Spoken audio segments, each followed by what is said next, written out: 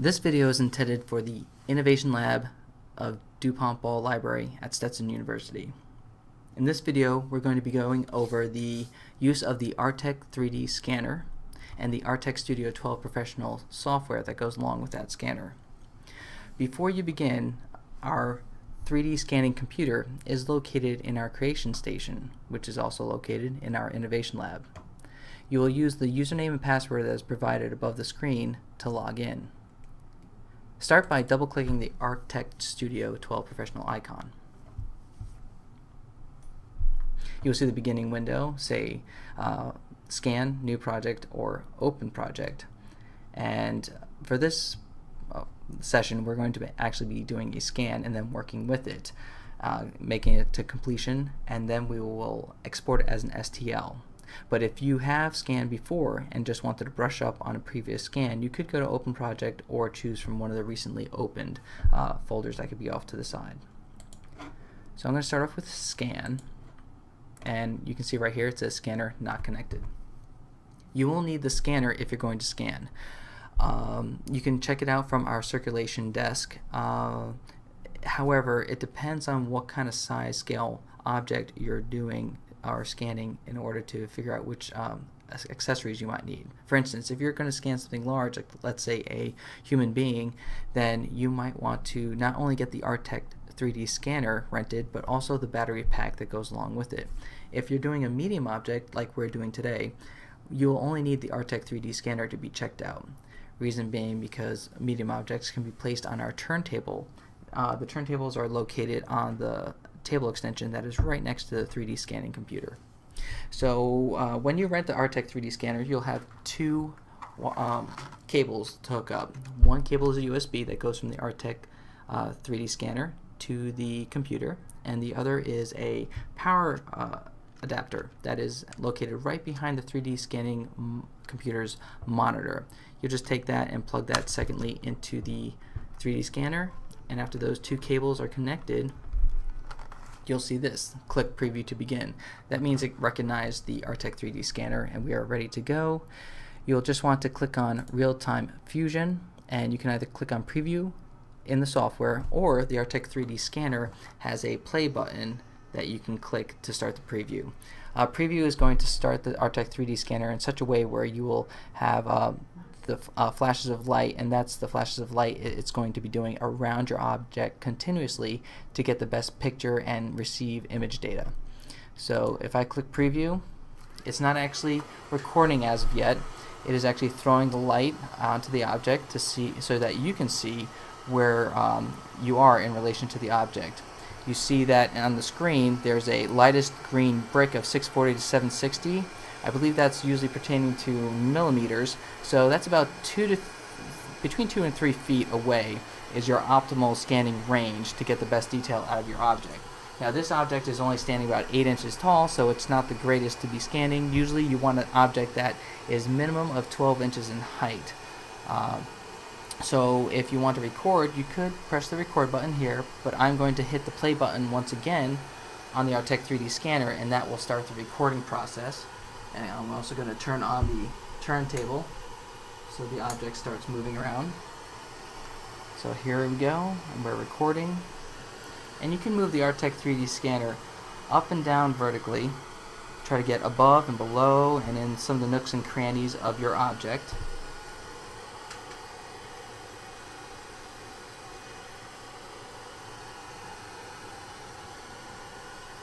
Once again, it's almost complete, just moving it up and down, and I'm not turning around the object, the turntable is moving the object right around. Then you can hit stop on the actual device, or you could hit stop, the stop button that was over here. So here we go. When you do your scan, you can see the turntable right here, and this was setting upon it and just turning around. You come out with two scans. You come out with the EvaScan Fusion, and then the EvaScan 1. What you would want to do is get rid of the Fusion scan. I know it looks good. You can actually print this or deal with it if you want to. As you can see, I'm clicking and unclicking the eye up in the right corner, and that's showing what the computer believes would be the best scan out of your scan data. Now, it doesn't mean it's the best scan that you can get. You can go into more detail by using this scan. This is the actual scan data.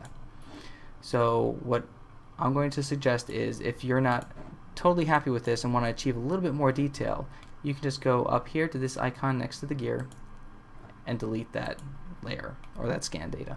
And now you have this scan data. Now what we would do with this data is go into Editor and choose Eraser. Out of all these tools, Eraser would be the one that you'd want to use at this point. You can see that there's a lot of data all around that is not needed. A lot of data that is not needed. So you can use your orientation by the mouse. Left clicking, you can orbit around. And then the middle mouse button, you can zoom in and zoom out. And then the right mouse button pretty much does the same thing. But here we are. You also have nifty instructions off to the left hand side that tell you how to operate the eraser tool.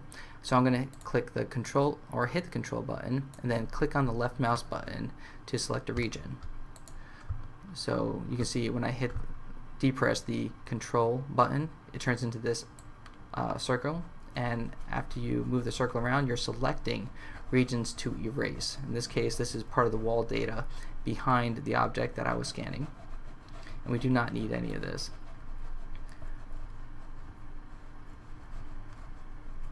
So I do that. You don't have to select all of it at once. I could just let go at this point. You see it selected, hit the erase button, and it goes away.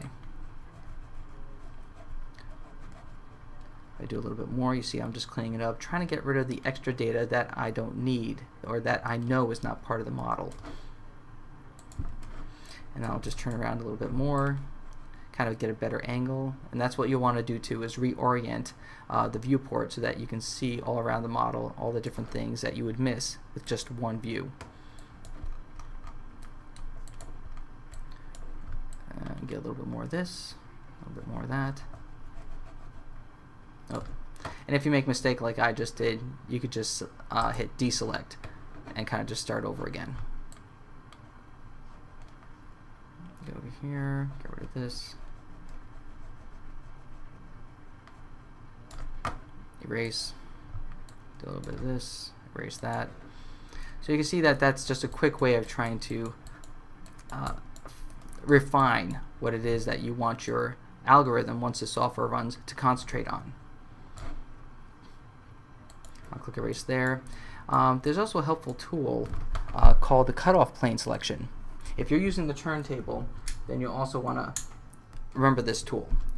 When you click and select, well, you hit the control button and do the left mouse button, try to click on the plane. Like for this instance, I don't want the turntable to be in there, so I'm kind of going to select a lot of the level plane that turntable was, so that I can get one nice existing plane of existence just like that, so that I can also hold Control Shift, use the not the left mouse button, the middle mouse button to scroll up and down, and it will cut everything off that I do not want. So in this case, the model was pretty much right there.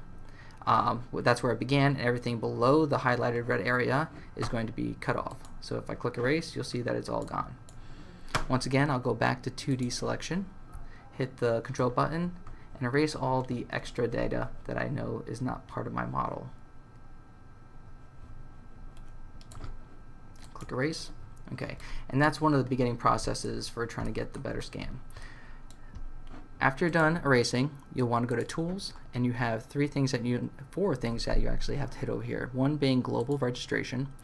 You're going to want Geometry selected, not Geometry and Texture. If we had another different model of EVA scanner, then you would pick Geometry and Texture, because there's one model that has better detail and can sense texture as well. Sharp Fusion will be the second one. This is something where either you can do it manually, or you can do it by watertight, which will do it all automatically for you. But for this instance, we're going to do manually, so that you can see the holes that might occur from this model that the computer will handle. So we're going to do Global Registration first. Geometry is set. Hit Apply, and you'll see that does a little bit kind of gets the object ready for Sharp Fusion. And there we go, Sharp Fusion manually. I'm going to hit apply again, and this process could take a while, being that it's a small scan, hoping it won't take too long. You can see the green progress arrow or bar on the bottom, and there we go. There's the scan. You can see there's multiple holes there. Here's one. There's 13 holes that it found. You can select each one and kind of see what kind of holes it found, and it will fill. That's probably the largest one right there, and you can either hit fill holes up here, and you can see that's how it's going to fill the hole. Sometimes you want to just see it, just to see how well it handles the curves and fills it in, and what it thinks is the best way to fill a hole. For instance, this next one, if you can also click here, it'll move to it, and it'll show you here the perimeter length. And now that it's selected, you can also hit fill holes, and it doesn't do a bad job. If you click on it again, it'll select it and click fill holes. But if you just select it like this over here and you don't see it filling anything, when you hit fill holes, it's just because you haven't actually hit the check mark in the box. So like now, and fill holes, and you see it fills the holes. It didn't do that great job of an ear, but this was a quick scan just to kind of show you what's going on, so it's not that bad. Fill holes, once again, it did a pretty good job on that. Or if you're feeling confident that it can fill the holes just fine, you can select all, hit fill holes, and it just did. You'll see, like with the bottom, things like that, it was cut off over here, but it didn't know exactly how to fill that hole. So you might need to fill holes again in another process, and I'll show you that in just a second. But hit apply, and for right now it's pretty much as solid as it can be. And here you got your whole filler scan now. So this is your previous one, and this is the one that you achieved by using the scan data. And usually the scan data does have a little bit more detail than that previous one I showed you. So we got the whole filler scan, tools. Now the other two things that you're going to hit are here. You got small object filter. You say leave biggest object is the thing that I would recommend. If you hit apply, it will take out all the small objects, maybe little tiny flecks of polygons that you're not sure where they might exist that are separate from this large model, and you wouldn't want that in your file because it's just extra data that is not necessary. And move it like that and apply, and it didn't really change. Then you got hole filling. I'm only going to suggest this because of the bottom. Hit apply.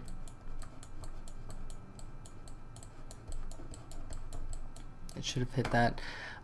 If you have something like that happen, you could go into editor, and I'll go about more editing capabilities and completing a model with raw scan data in another video, but for this video let's just do this.